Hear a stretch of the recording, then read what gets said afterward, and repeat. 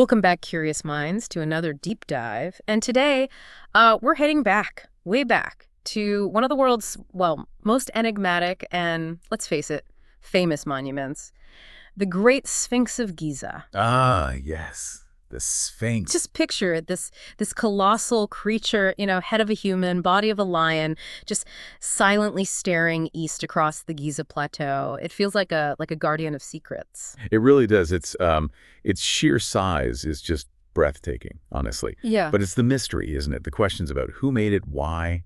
That's what really grabs you. Absolutely. So our mission today is to try and peel back some of those layers of sand and time. We want to explore its huge dimensions, the different names it's had, and get into those really heated debates about who built it and when, and maybe even why. Right. And there's more, too, like how it's degraded over time, these sort of hidden passages people talk about. Exactly. And just why it keeps fascinating everyone, sparking all these wild theories sometimes.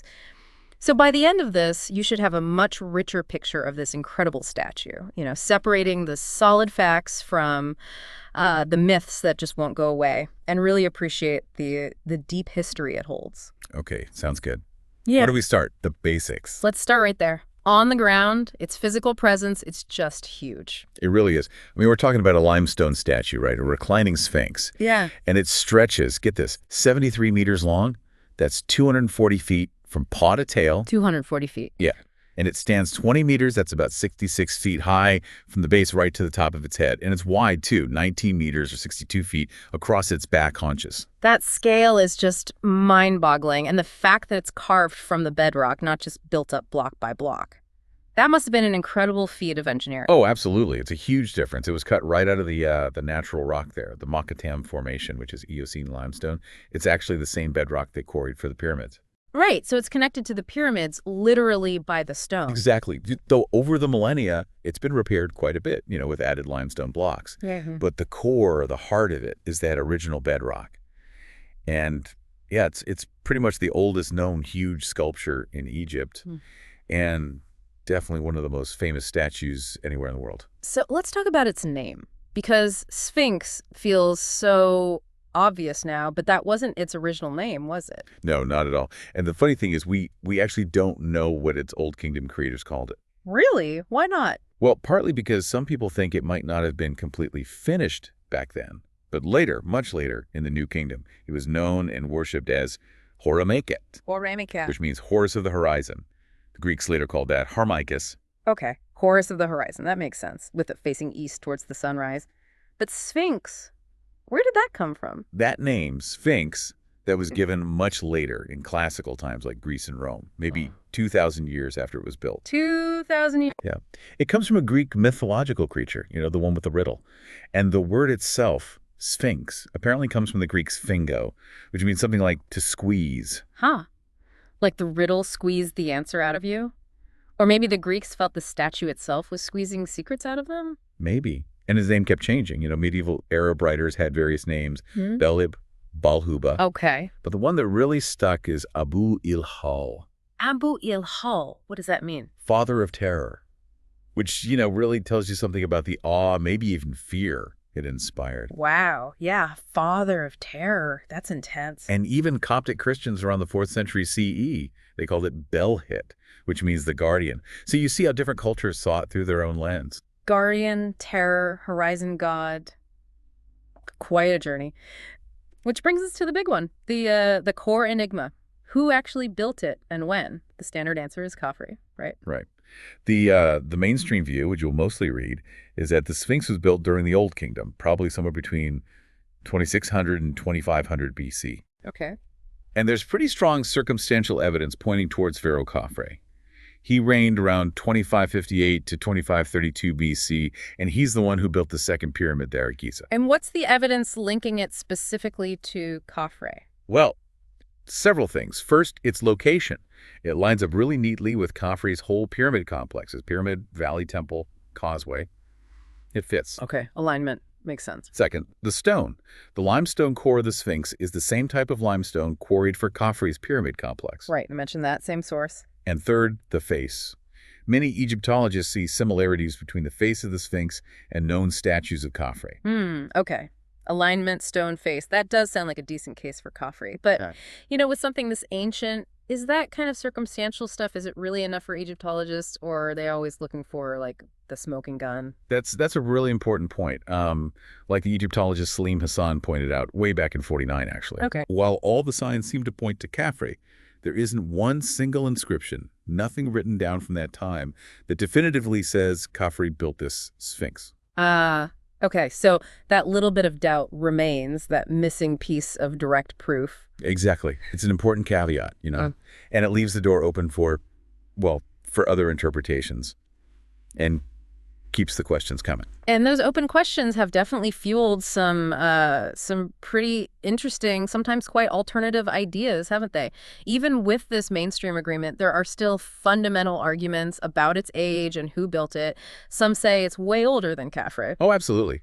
There are several dissenting voices. For instance, there's something called the inventory stele. Inventory stele. Yeah, it's found by Auguste Mariette. Now, it dates from much later, the 26th dynasty, but the text on it claims that Khufu, that's Khafre's father, actually found the Sphinx already there, half buried in sand. Whoa!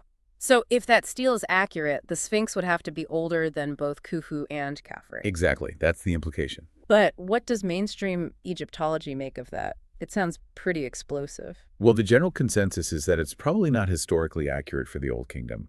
It's seen more as maybe a late period attempt to revise history, or possibly even a deliberate fake to, boost the importance of the nearby Temple of Isis. Ah, okay. So, interesting text, but probably not reliable evidence for the Sphinx's origin date. That's the dominant view, yes. But it's fascinating that even early, very respected scholars question the Khafre link. Gaston Maspero, back in 1886, he thought the Sphinx was older than Khafre. He called it the most ancient monument in Egypt. Even back then. Yeah. And others suggested different periods, too. Ludwig Borchardt thought maybe Middle Kingdom. E.A. Wallace Budge even proposed the Archaic period, like way back around 2686 BC. Wow. So the debate isn't new. Not at all. It shows how this massive thing can just sit there and still keep secrets, even from the experts. And it is kind of strange, isn't it? You hear that ancient Egyptian records were usually super detailed about building projects. They often were, yes. Meticulous, sometimes. So why no clear record of building the Sphinx? For something that big, that feels like a weird omission. It does stand out. It's one of those persistent question marks. And then there's the whole debate about the face itself. Even if it was built around Khafre's time, whose face is it? Is it Khafre? Or maybe his father, Khufu? Or his half-brother, Djedefre? So even the facial similarity isn't universally agreed upon. No, there's definitely scholarly debate. Rainer Stadelman, for example, argued the style of the headdress, the nemes, and the beard socket points more towards Khufu. Khufu, okay. Khafre's father. Then you have Vasil Dobrev, who suggested in 2004 that it was actually built by Djedefre Khufu's other son, Khafre's half-brother, but made in the image of their father, Khufu. Okay, so Djedefre built it to honor Khufu. That's another twist. And then things get even more complicated when you bring in forensic analysis. Oh, like CSI, Giza. Sort of. A forensic artist named Frank Domingo was hired by some proponents of alternative theories, Robert Schoch and John Anthony West.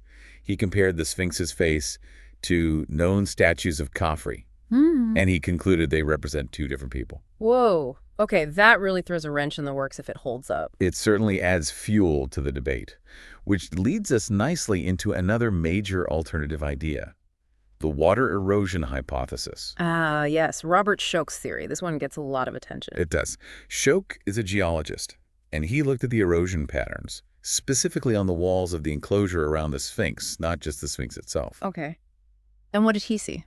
He argued that the deep vertical weathering patterns, these fissures, look like they were caused by prolonged heavy rainfall eroding the limestone. Rainfall? In Egypt? I thought it was mostly desert. It is now, and it largely was in Khafre's time. Schoch's point is that this kind of intense rainfall erosion suggests a much wetter climate, one that existed in Egypt thousands of years before the Fourth Dynasty, maybe 7,000 or even 10,000 BC. So implying the Sphinx enclosure, and therefore perhaps the Sphinx itself, must be much, much older than mainstream Egyptology accepts. Like prehistoric. That's the core of his argument, yes. A potentially much older Sphinx. But how does the mainstream archaeological community view this? It sounds like a radical idea. It is radical, and it's fair to say it's largely rejected by mainstream Egyptologists and many geologists, too. It's often labeled as pseudo-archaeology. Why the rejection? What's the counter-argument? Well, critics point to other potential causes for the erosion, like haloclasty, which is salt weathering, or wind erosion carrying abrasive sand, or even moisture wicking up from the ground and evaporating.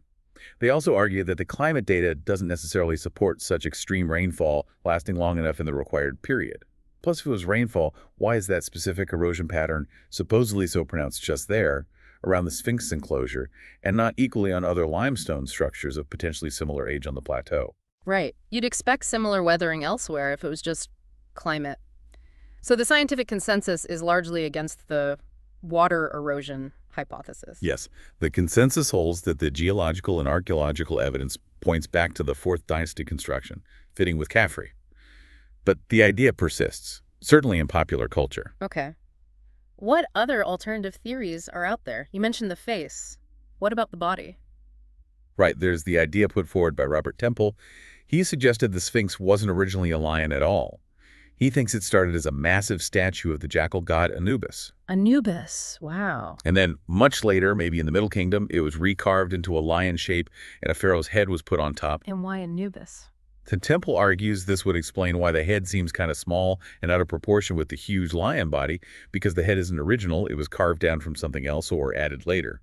He specifically suggests the face might be Amenemhat II. So the head-body proportion issue is explained by recarving. Interesting idea. It is. Though Colin Reeder, another geologist who has studied the site, proposed a slightly different idea that maybe it was originally a lioness, not a male lion or a jackal. A lioness, okay. And then there's the idea of two sphinxes. Ah, yeah. Antoine Gigal has promoted this, looking at things like the dream stele and the inventory stele again, and also ancient Egyptian cosmology, which often emphasized duality and balance. So the idea is if there's one sphinx facing east, maybe there was another one facing west, perhaps across the Nile? Something like that, yeah. A counterpart for balance. But again, there's no direct archaeological evidence found so far for a second sphinx. So many theories. With all this debate about who built it, when, and even what it originally looked like, what about its purpose? Is there any consensus on why it was created? That's another area where there's still debate, honestly. Was it primarily a guardian figure for the Giza complex? Makes sense, a giant lion human watching over the necropolis. Or was it more of a portrait, a colossal statue representing the divine power of the pharaoh, Khafre, or maybe someone else? A symbol of kingship. Or perhaps something even more symbolic, tied to the sun god Ra, or Horem Akhet, Horus in the horizon, as it was later known. Its exact original function? It's still shrouded in mystery. It really seems like the Sphinx invites these questions, doesn't it? Its silence just lets us pour all our theories into it. Absolutely. It's a perfect canvas for human curiosity about the past. And, its journey through time hasn't been quiet either. It's been buried, rediscovered, damaged. Right. So after the Old Kingdom, the Giza area wasn't always the center of attention, was it? It got neglected. Exactly. Around the first intermediate period, the necropolis was largely abandoned. And over centuries, the desert did its thing. Drifting sand slowly buried the Sphinx, eventually right up to its shoulders. Just the head sticking out of the sand. That's the classic image. It is. And the first time we know someone tried to dig it out was around 1400 BC. A young prince who would become Pharaoh Thutmose IV. Thutmose IV. And this is where the famous dream stele comes in. Precisely. The story inscribed on that granite slab, which he placed between the Sphinx's paws after clearing them, is that he was out hunting, took a nap in the Sphinx's shadow, and he had a dream. The Sphinx, speaking as the god Horem supposedly complained about the sand burying him and promised Thutmose the throne of Egypt if he would just clear away the sand. Wow. A divine bargain. Pretty much. Thutmose did clear the front paws, erected the stele telling the story, and, well, he did become pharaoh. So that event really cemented the Sphinx's image as this powerful prophetic guardian figure, didn't it? Absolutely. It sparked a renewed interest, even a cult, focused on the Sphinx as Horem the sun god.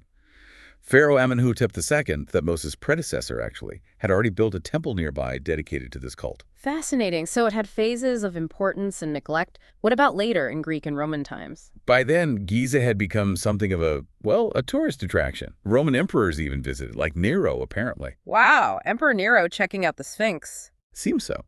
It was cleared of sand again in the 1st century AD during the Roman period.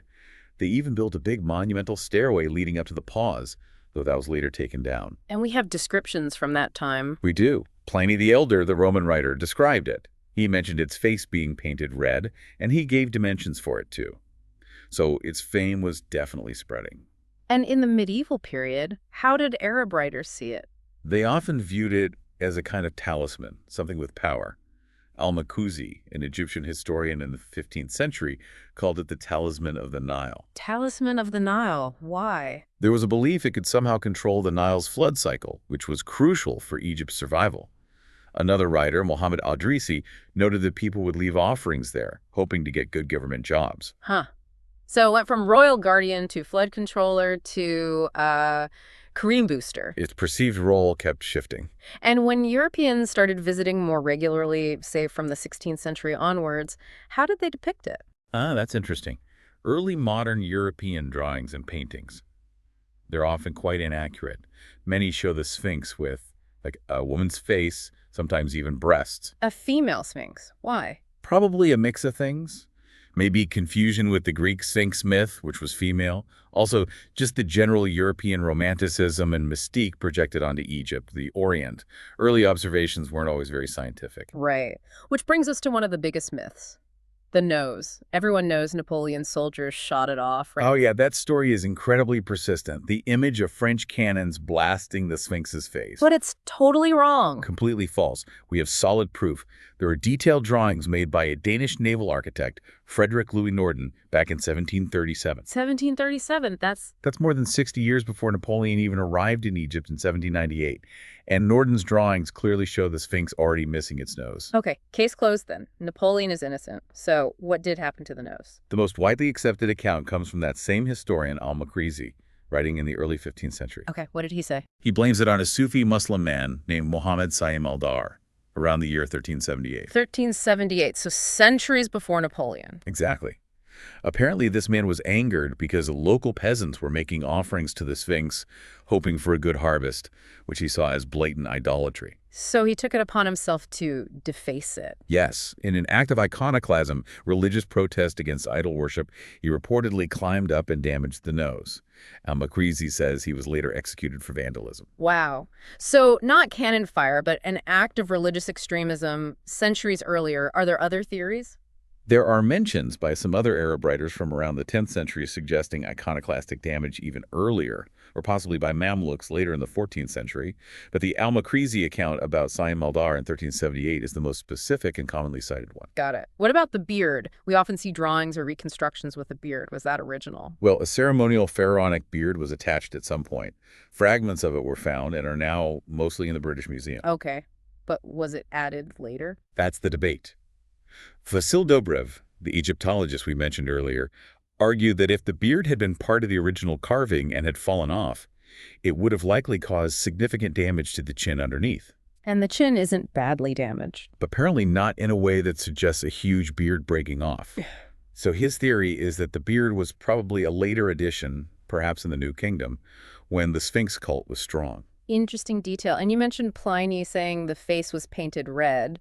Was the whole thing originally painted? It seems very likely. Archaeologists, particularly Mark Lehner, who has worked extensively at Giza, have found traces of pigment, red on the face, but also bits of yellow and blue on the body and the headdress. Yellow and blue, too? Yeah. Lehner famously suggested that the Sphinx was once decked out in gaudy comic book colors. Wow, that's such a different image from the monochrome stone giant we see today, like brightly colored? Exactly. Imagine it. Vibrant against the desert sand. Quite a sight it must have been. Absolutely. So moving into more modern times, there have been ongoing efforts to excavate and restore it, right? Yes, definitely. Actually, most of the 5 partial clearing, it got buried again. Modern archaeology really picked up in the 19th century. Giovanni Battista Caviglia fully excavated the chest area in 1817. Eugene Grébeau did more work in 1887. And restorations, too, because it's clearly weathered. Heavily weathered. There was a major repair effort in 1931, especially on the head, although they used concrete for part of the headdress support, which became controversial later. Concrete. Yeah, maybe not the best choice long term. Probably not.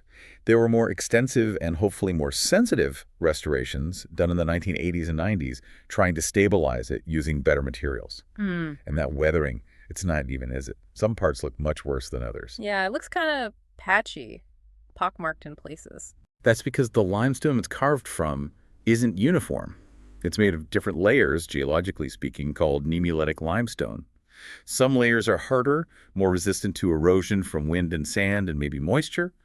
Other layers are softer and just crumble away much faster. Ah, so the uneven look is literally down to the different strengths of the rock layers it was carved from. Pretty much, yeah. It's geology shaping its decay. Now, you mentioned earlier hidden passages, tunnels. Is there actually anything inside the Sphinx or underneath it? Well, let's manage expectations. There are definitely some holes and shafts, yes, but they're mostly described as dead-end shafts. Dead ends. So not leading to treasure chambers or lost libraries. Probably not. Most likely they were dug by treasure hunters over the centuries, or maybe even ancient tomb robbers, or perhaps some were exploratory shafts by early archaeologists. They certainly add to the whole mystique, though. Okay, so tell us about some of these. What do we know? Well, there's the famous hole in the Sphinx's head. Apparently, back in the 1560s, a traveler named Johann Helffrich wrote about priests maybe using it to make amplified announcements, making it sound like the Sphinx was talking. Huh. A Stone Age megaphone. Maybe. Or it could have been an anchor point for a crown or headdress decoration. An archaeologist named Barres sealed it up in 1926. Okay. What else? There's Perring's Hole, named after John Shea Perring, who was working with Howard Vyse in the 1830s. They drilled down behind the head, about 27 feet deep. They actually found a piece of the Sphinx's Nemes headdress in there. Oh, okay. So that was archaeological exploration. Seems like it. Then there's a big natural crack, the major fissure, that runs through its body, kind of at the waist level. Barres sealed that one, too, to prevent further damage or water getting in. Makes sense. Any others? Yeah, a passage near the rear, the rump passage, was rediscovered in the 1980s. It actually has two parts, an upper section and a lower one going deeper. It's unclear who made it, maybe Vyse's team again, or perhaps it's related to an ancient unfinished tomb entrance nearby. An unfinished tomb, so maybe it started as something else. It's possible, or just that the passage ran into an older feature.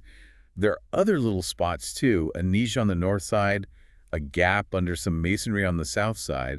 The space behind the dream stall could potentially conceal something, maybe.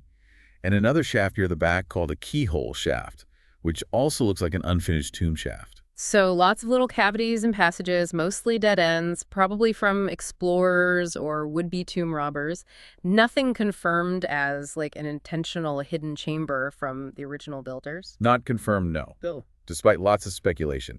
These features definitely fuel the mystery, though, and sometimes get tangled up in what we'd call pseudo-history. Right. And it's important to separate the archaeology from the pseudo-history, isn't it? There are quite a few ideas about the Sphinx that just don't have solid evidence. Absolutely. Like the Orion correlation theory, for instance. That's the one that links the pyramids and Sphinx to the constellation Orion, right? Suggesting a date around 10,500 BC based on when the Sphinx would align with the constellation Leo at sunrise. Exactly. Yeah. There's a popular idea in some circles, but there's just no ancient Egyptian text or archaeological evidence to support that specific alignment being intentional or relevant to the builders.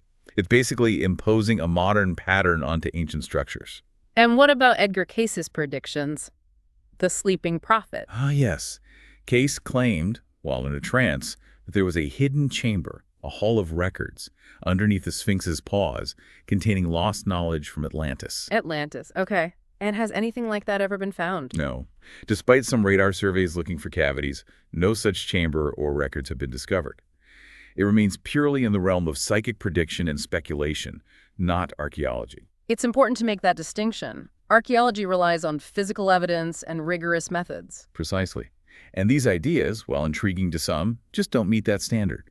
You also sometimes see past discussions about the Sphinx having supposedly Negroid features, but that's really tied up in outdated, problematic 19th and 20th century ideas about race that have been largely discredited in modern scholarship. Right. So filtering out the speculation and pseudoscience, we're still left with this incredible ancient monument that continues to fascinate us. Why do you think that is? Even after all the study, why does it still hold such power? Miroslav Vrna called it the embodiment of antiquity and of mystery itself. I think that sums it up perfectly. It's partly its sheer age and scale, connecting us to this incredibly distant past, but it's also its silence. It doesn't give up its secrets easily. The silence. Yeah. It forces us to ask questions, to wonder. It allows us, maybe even encourages us, to project our own ideas, our own search for meaning onto it. It's not just a static relic. It feels like a living riddle. A riddle that challenges us. Exactly. It challenges our understanding of history, of ancient capabilities, maybe even the limits of our own knowledge. It embodies that tantalizing possibility that there are still profound secrets out there, hidden in plain sight, waiting to be understood. And that brings us towards the end of this deep dive. We've covered a lot of ground, from the Sphinx's monumental size and bedrock origins. Through its shifting names, the intense debates about Khafre versus other builders or earlier dates. The myths about its damage, the reality of its restorations, those intriguing holes and passages. And the constant pull between archaeological fact and imaginative theory. It really is a testament to ancient Egyptian ingenuity, their spiritual world, and it remains this enduring source of questions, of wonder, and, yeah, of mystery. So as you, our listener, think about this colossal enigma sitting out there on the Giza Plateau, maybe consider this. What profound truths, perhaps about time itself, about power, or even about the edges of what we can ever truly know about the past, does this ancient guardian still silently witness, daring you to keep exploring?